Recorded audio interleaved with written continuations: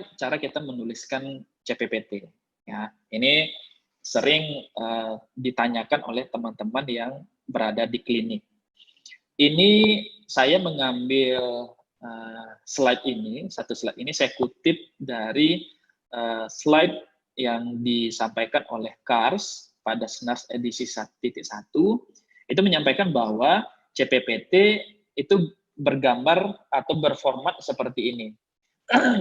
Nah, kita di pelayanan, kadang keperawatan ini tuntutannya sangat banyak. Kenapa saya bilang seperti itu?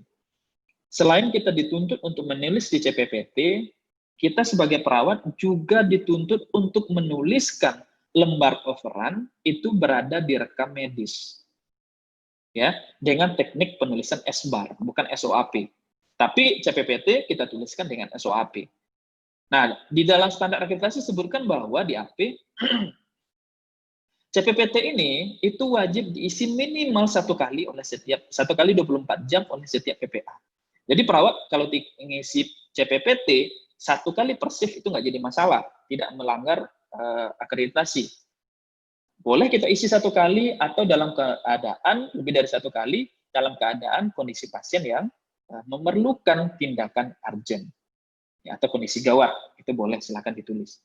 Tapi minimal 1 kali juga boleh.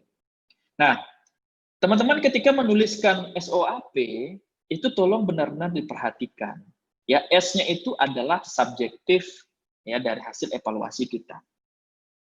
O-nya itu data objektif dari hasil evaluasi kita. A-nya itu benar-benar kita tulis asesmen atau analisisnya. Ya, yang kita tulis masalahnya teratasi atau tidak.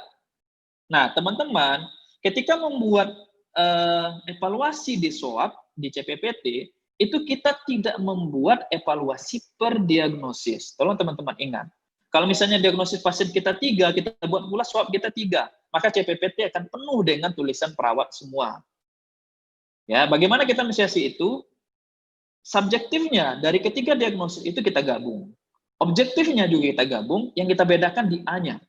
A-nya apa? Kalau misalnya ada 3 masalah, nyeri akut, kalau misalnya sudah teratasi, ya silakan, nyeri akut teratasi. Kalau bersihan jalan nafas, satu lagi, bersihan jalan nafas tidak efektif, belum teratasi. Ya, atau misalnya satu lagi, defisit pengetahuan, belum teratasi. Atau asiatas, belum teratasi. Nanti di planning, silakanlah teman-teman buat apa yang akan kita lanjutkan. Misalnya nyeri akut, berarti yang kita lanjutkan nanti adalah manajemen nyeri, silakan. Atau misalnya ada karena pasien mengalami perkembangan, kita memodifikasi intervensi, itu boleh. Misalnya sebagai contoh, pada saat kita mendiagnosis perencanaan awal, nyeri akut itu kita intervensi dengan 2 intervensi. Satunya adalah manajemen nyeri, yang kedua adalah administering atau pemberian analgetik. Kemudian pada saat yang kedua, terjadi perbaikan pasien, kita hanya mengintervensi dengan manajemen nyeri. Kemudian pemberian analgetiknya tidak kita lakukan. Boleh nggak seperti itu? Boleh, silakan. Ya, silakan dikembangkan. Nanti yang perlu teman-teman pikirkan, kita tidak lagi memakai istilah masalah teratasi sebagian, masalah teratasi 1/4, atau masalah teratasi 3/4. Ya, yang kita pakai adalah masalah teratasi atau belum teratasi. Nanti yang membedakan itu adalah di planning kita. Apakah ada modifikasi dari intervensi? Ya. Mungkin